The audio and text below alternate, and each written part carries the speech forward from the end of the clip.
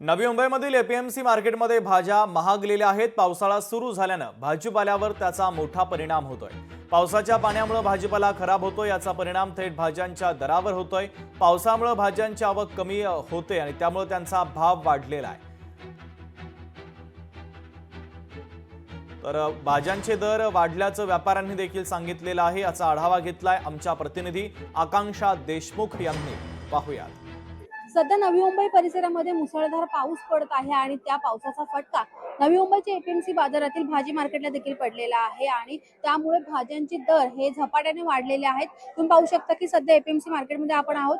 विविध प्रकारचे जे पालेभाज्या आहेत त्या या ठिकाणी उपस्थित आहेत। फ्लॉवर्स असतील, कोबी असतील, अशा विविध भाज्या असल्या तरी त्यांचे दर मात्र 10 ते 15% वाढलेले आहेत। कारण मुसळधार पाऊस सुरू आहे आणि या पावसामुळे कुठेतरी भाज्या ह्या खराब होतात आणि जो माल आहे तो कमी येतो, त्यामुळेच कुठेतरी हा भाज्यांवर याचा परिणाम होताना आपल्याला पाहायला मिळत आहेत। दादा, सध्या रेट किती आहेत, काय परिस्थिती आहे भाज्यांची एपीएमसी मार्केटमध्ये? भाजीची परिस्थिती तर लय आता थोडा बिघडली आहे। बाजार गोबीचे पण आपली मोठं गोबी हॉटेलसाठी विकते 20 रुपये किलो।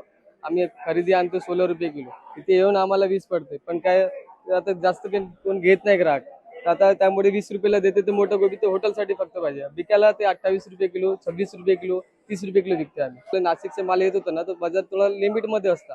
आता नाशिकचे माल कमी झाले, त्यामुळे त्याला लय दुरात येतो माल।